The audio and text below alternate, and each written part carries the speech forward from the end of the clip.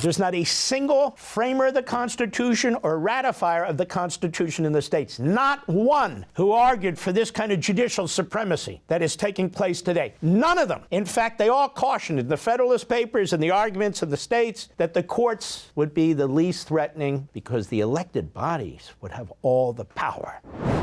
Now let's bring it to modern day.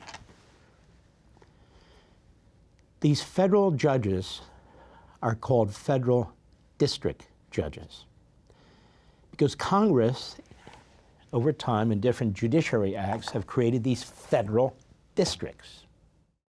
Congress creates the federal districts and determines how many federal judges are going to be in these districts, hence federal district judges. It's been understood up until about a few years ago, maybe 10 years ago, that the judges rule all matters that have some kind of federal connection or a conflict between states or a conflict between the states and the federal government within their districts. There's hundreds and hundreds of them.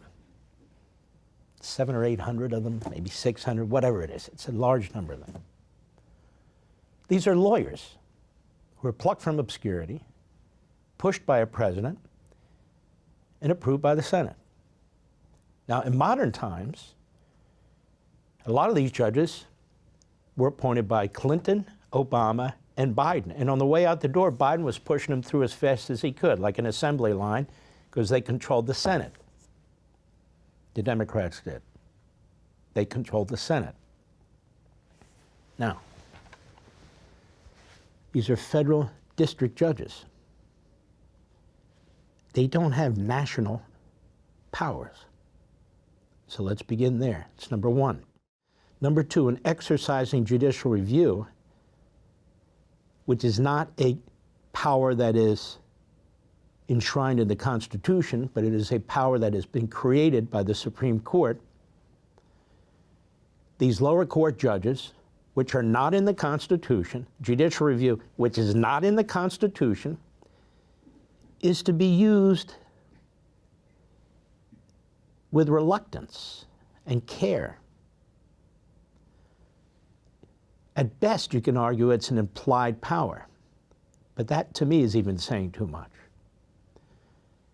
And so you need to show deference to the other two branches as often as you can and as much as you can, because you have courts that are created by Congress, not the Constitution, that are exercising a power that was created by the Supreme Court and not by the Constitution. Okay? So this is where we start. Third point, we have separation of powers. So we go full circle. Separation of powers is key. The framers of the Constitution and the ratifiers in the states would never have ratified, never have drafted or ratified a Constitution that didn't have separation of powers, number one. Number two, they never would have ratified a Constitution. They gave the final say about the Constitution to any court, or they would have said it, and they didn't. That's number two.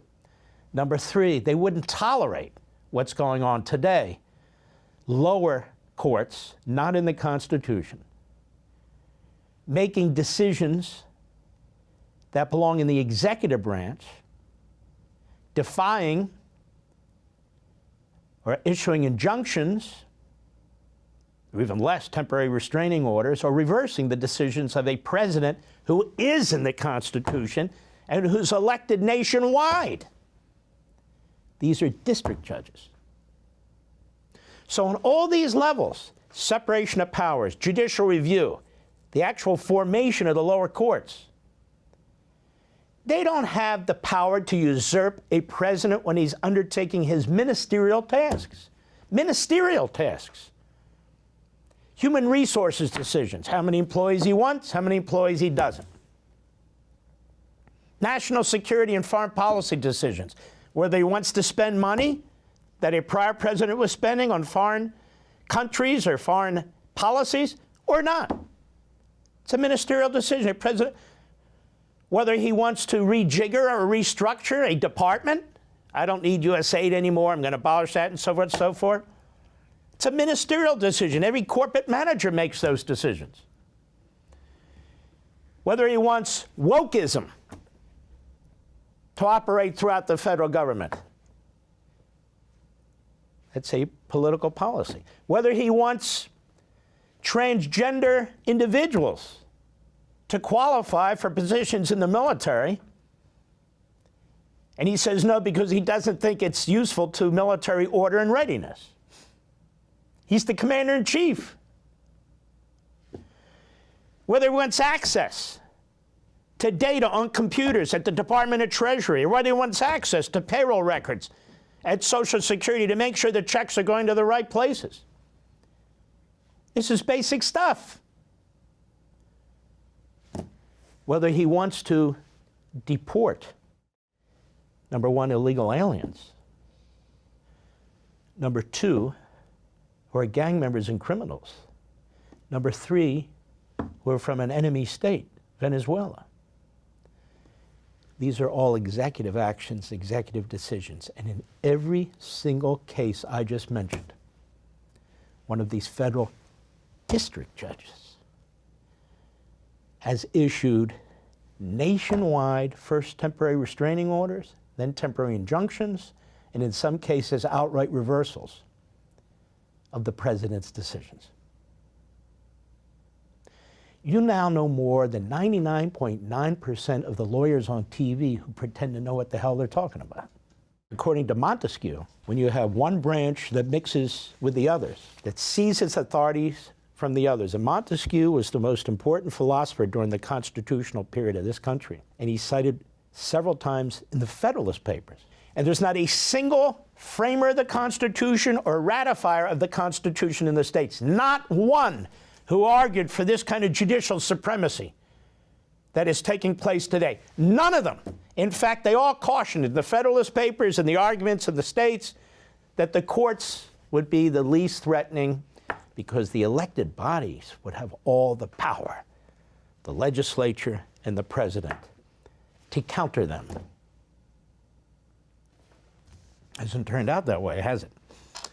And so we have a post in social media on X by my friend Hugh Hewitt. Hugh Hewitt is a friend, but he's a rhino. He knows that because I call him that all the time, personally and publicly. He's a nice man, good guy, but a rhino nonetheless.